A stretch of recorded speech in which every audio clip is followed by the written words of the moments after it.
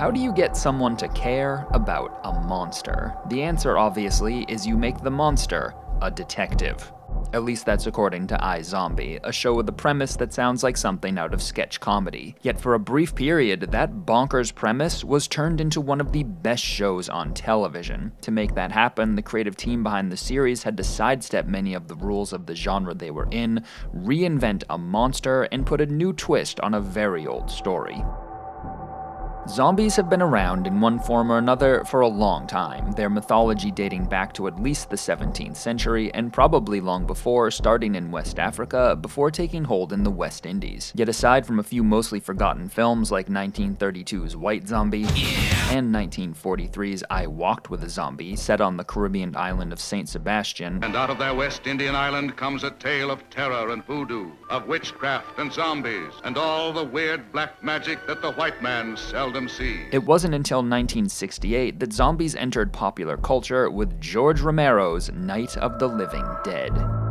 Though the word zombie was never actually said in that film, the living dead as they were portrayed for the first time resembled the undead we've come to recognize today. Violent, mindless killing machines hell-bent on eating the flesh and brains of the living. Since then, countless zombie movies have been made, and for good reason. Zombies are scary. They combine our fear of death, our fear of bodily harm, our fear of infection, our fear of societal collapse, and our primordial fear of being eaten by a predator all in one disturbing package. Like the inevitability of death itself, zombies just keep coming. It's a simple formula that works well, which is why over the last 50 years, zombies haven't changed all that much. They've just gotten grosser and more athletic. And it's not just the zombies that have so much in common, it's the movies they star in, which are similar enough to qualify as their own genre. To quote Alex Epstein in his book Crafty Screenwriting, anything is a genre if it has an audience that comes to that kind of picture with generic expectations. When you watch a zombie movie, you definitely expect to see certain things, and I don't just mean jump scares and rotting flesh, I mean structural rules of thumb that dictate how these stories are told. For instance, zombie movies are told from the standpoint of a small group of people who find themselves isolated, trapped, and having to fend for themselves against the insatiably hungry undead. The reason they're on their own is because society has collapsed. This can happen soon after the story begins, like in Dawn of the Dead or Shaun of the Dead, or it can start with the zombie outbreak and subsequent massive death toll having already taken place, like in Zombieland or 28 Days Later. With modern civilization having fallen apart, the rule of law is no longer in effect and it's everyone for themselves. It's not a great situation to be in, but the living do have a couple things going for them. Namely, zombies are stupid. They don't think much beyond see human want brain. They cannot be reasoned with, or bartered with, or communicated with at all, aside from, here I am, come get me. This makes them incredibly dangerous, but also easily trickable, and since they're stupid, they can't blend in. The living have many challenges facing them if they hope to survive a zombie plague, but telling the difference between themselves and the undead isn't one of them. Zombies are clearly distinct from people, both in appearance and behavior. One of their most glaring behavioral traits being, they only care about the living. Zombies have little to no interest in other zombies, whom they fail to view as either friends or rivals. Zombies barely seem aware of each other, at all. With those unofficial rules established, let's see how well our subject abides by them. iZombie is about a resident doctor who gets scratched at a party and wakes up craving brains. She then transfers from the ER to the ME's office, where she inadvertently helps with a homicide investigation. She was arrested for shoplifting in Vancouver in 2008.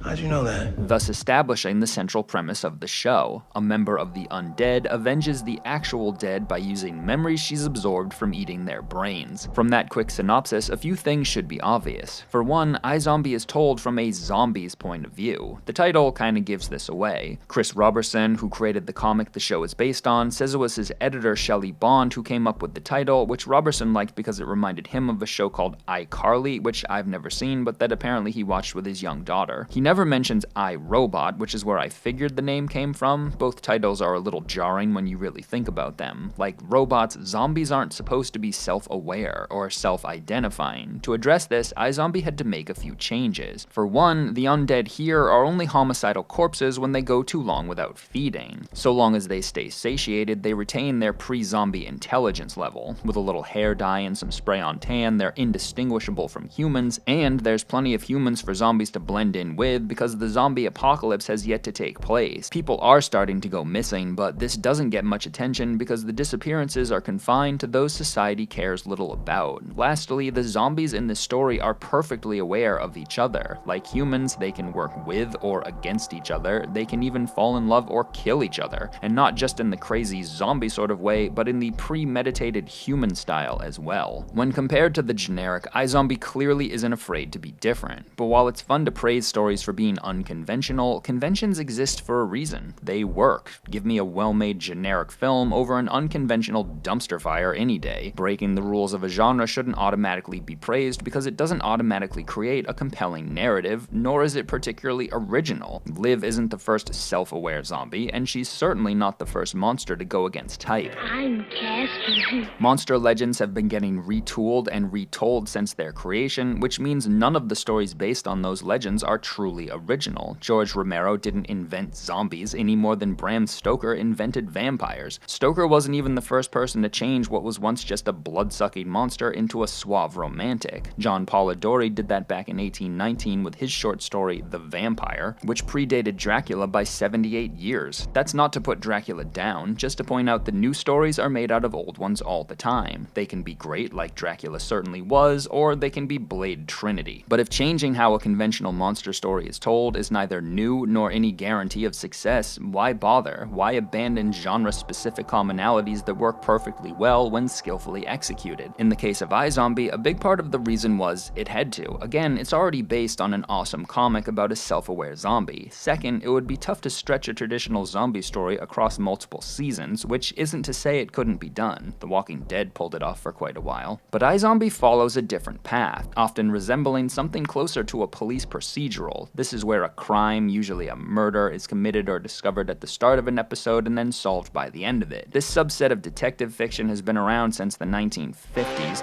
and since then there have been at least as many police procedurals as there have been zombie movies, one of which was the excellent Veronica Mars, created by Rob Thomas, iZombie's co-developer. The format's popularity makes sense given society's fascination with crime and murder, and considering that it provides an almost bottomless well of storylines to draw from. This is particularly beneficial for a recurring show, which requires a lot more material than a feature film. So while iZombie is different from a traditional zombie story, in many ways it's still a generic show, just not in the way you'd expect. Borrowing from the police procedural allows the series to continuously introduce new cases and characters that often prove temporary, while letting larger plot lines carry over from one episode to the next. One reason mysteries are such a prevalent form of storytelling is because they're an excellent source of conflict. After all, a mystery is just a problem without a clear solution. When answers are elusive, we the audience are invited to become active participants in a story. As Liv and Clive try to figure out what's going on, so do we. But it's not just mysteries that need to be mysterious. Any kind of conflict needs to be unclear as to how it will be resolved, or the story will become predictable. But unclear doesn't have to mean complicated. Simply not knowing if someone is being honest can be a powerful conflict. It had Marvin Webster's blood and hair on the bumper.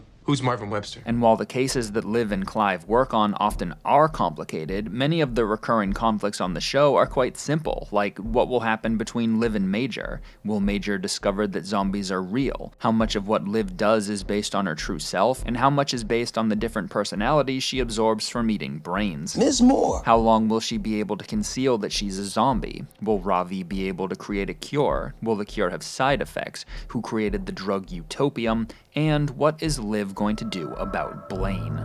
Speaking of Blaine, part of what makes his and Liv's rivalry so intriguing is that in a generic zombie story, it wouldn't work since they're both undead. Even if Liv were human, the conflict would still likely fail because zombies, while great monsters, actually make lousy villains. As film critic Roger Ebert put it, zombies are not the ones who are depraved. They are only acting according to their natures, and gore dripping from their jaws are blameless. The depravity is in the healthy survivors. That's from his review of Dawn of the Dead. George Romero's 1979 sequel to Night of the Living Dead, which Ebert loved. His quote illustrates that while it's easy to fear zombies and fun to watch them get killed, it's kinda hard to feel genuine hatred towards them because zombies don't choose to be zombies or to behave like them once they're infected. Zombies may be evil, but it's unintentional, which is why the true villain in a zombie story is usually human, like Major West in 28 Days Later or Negan on The Walking Dead. Humans can be held accountable for their actions in a way zombies cannot. When a zombie story doesn't have a human villain, the main conflict will often be internalized within the protagonist. Shaun of the Dead is about an aimless pushover who struggles to assert himself. Zombieland is about a lonely kid who wants a family but struggles with his fear of rejection. In both movies, it's the zombies that force these characters to confront what's holding them back. The undead alone in those movies wouldn't make very interesting antagonists because, again, they're blameless, whereas the undead in iZombie are not. Having changed the monster archetype adds a culpability to zombies that didn't previously exist, making those who do terrible things more sinister than their thoughtless forefathers. It's this dynamic that allows Blaine to serve as the perfect foil for Liv. Whereas she tries to use her newfound abilities for good, Blaine views both the living and the living dead as nothing more than expendable pieces to advance his own selfish agenda. It's not being an out-of-control monster that makes Blaine such a formidable antagonist. Why are you doing this? Daddy issues? Megalomania? Greed? Wow. That felt really good to get off my chest. It's that he's willing to do monstrous things in order to get what he wants. Because he's willing to play dirty, he can hurt Liv in a way that she can't hurt him. Blaine's ruthless and opportunistic amorality versus Liv's lazy, guilt-ridden idealism is a much more interesting conflict than just human versus zombie. By retaining free will or something close to it, Blaine can be condemned for his actions, and Liv likewise can be credited for trying to do the right thing, even if she isn't always sure what the right thing is. That's actually another great source of conflict on the show. Moral ambiguity is interesting because, again, it's a problem without a clear solution. When Liv calls off her engagement with Major without telling him why, it seems like a noble thing at first. She's sacrificing her own happiness in order to protect someone she cares about. But even after Major starts to suspect why people are going missing, Liv still conceals the truth from him, allowing and even encouraging Major to think he's lost his mind. And when he's asked for our help, we've told him he's nuts. Of course he thinks he's mental. This is on us. I mean, at what point is it not worse telling him than just being honest? This makes her decision not to trust him harder to justify as the right thing. The same is true when Liv finds out the one responsible for the missing people is Blaine. After deciding that she's justified in killing him to save others, when the time comes, Liv can't go through with it. This allows Blaine to continue killing up to the point that he fatally stabs Major, making Liv, because of her inaction, arguably responsible. She's only able to save Major by ironically condemning him to the very fate she was trying to protect him from by leaving him and not telling him the truth. Instead of telling me the truth, you decided it'd be easier to break my heart. Better, not easier. But you turned me into a zombie without my permission. Rather than watch you die. It's what fate dealt us. It's not what fate dealt me, Liv. You did. All of which begs the question, did she do the right thing? I'm guessing Major would say no, Blaine would say it doesn't matter, and Liv would say it's complicated, because morality is tricky, often meaning different things depending on the situation. When Liv injects Major with Ravi's untested cure, she does so out of love. She wants to spare him from enduring what she has to in order to stay alive, or at least undead. But when she does the same thing to Blaine, it's an act of vengeance. She's hurting him in the worst way she can think of, short of killing him. Let me know if you survive. Curing Blaine doesn't feel like an adequate punishment given the terrible things that he's done, and that's the point. Having Liv commit the same crime, but as a result of polar opposite intentions, reinforces how difficult doing the right thing is. For Liv, doing the right thing may not be possible at all. Even quote-unquote good zombies can only survive by eating brains, and while Liv seems to have found a moral loophole to this, allowing her to justify her dietary needs by helping Clive solve cases, it's worth noting that she was a zombie for 5 months before she and Clive met, and there was nothing altruistic about it. So when she uses her unique ability, she's not starting from a position of moral authority. We eat people. If desecrating a corpse for no other reason than hunger is wrong, does subsequently solving that corpse's murder make it right? Or do the two actions merely cancel each other out? If the families of Liv's murder victims knew what she was doing in order to bring them closure, would they thank her? Or, like Frankenstein's creation, would she be viewed as a monster no matter what. Is being a monster something you are, or is it something you do? Blurring the lines between living and living dead lets the show explore these ethical questions in a way that a traditional zombie story couldn't. At times, the series ventures so far away from the traditional that it begs the question if iZombie still belongs in the zombie genre at all. Short answer, yeah, it does. Similar to Dracula, iZombie isn't a new tale, but rather a new twist on a very old one, something the show itself is well aware of. The series, like the comic, fittingly has the same level of self-awareness as its undead characters. That's that movie with the About a Boy kid, right? That's Warm Bodies. Woo! You go, Woody Harrelson. Mow down those zombies. 28 Days Later style with a side of rage bomb. And I'm afraid that if I let it go long enough, I'll go all George Romero. Liv knows who George Romero is. She dresses up as a zombie for Halloween, and she and Ravi watch Night of the Living Dead. The show may not resemble a typical zombie story, but it still fits comfortably beneath the genre's umbrella. It's able to ignore the unofficial rules that I came up with, because remember, genre isn't about rules, it's about expectations. It doesn't really matter how a story goes about meeting those expectations, so long as it does. Returning to Alex Epstein, genre is the goods you must deliver to make your audience feel satisfied. If you don't deliver the goods on the genre, you'll frustrate your audience and your picture will fail. Delivering the goods on the genre means meeting the expectations of that genre's audience. In the case of the zombie genre, that means be scary, have lots of frightful suspense and gory violence and pure zombie gruesomeness. iZombie, if I'm being honest, isn't really scary, but it does have enough of these other elements. If it didn't, I don't think the show would work, no matter how well its other unique features were executed. iZombie is still very much a zombie story. It's just that that's not all it is. It's also a detective story. It's a love story. It's a story about finding your identity when there are so many different personalities to choose from, and realizing that being yourself doesn't necessarily mean you'll live the life you thought you would, because carefully laid plans can fall apart, leaving you with no choice but to pick up the pieces and to try and rebuild. I may not be able to relate to Liv wanting to hungrily saw open a human head, but I can understand why she feels overwhelmed by a life she didn't choose and overburdened by responsibilities she didn't ask for. I can't relate to what she is, but I can relate to who she is, which is why I root for her. iZombie got me to care about a member of the living dead. All it had to do was reinvent a monster. And there you have it. For 2 magical seasons, iZombie was as good as anything on television, then it promptly fell off a cliff. At least that's my take. If you've seen the show or you decide to check it out, definitely let me know your thoughts on the matter. Otherwise, thanks for watching, and I'll see you next time. Zombies! I would be a dangerous man after the zombies came. I wouldn't be making any rookie mistakes. Is that a scratch on my grandmother?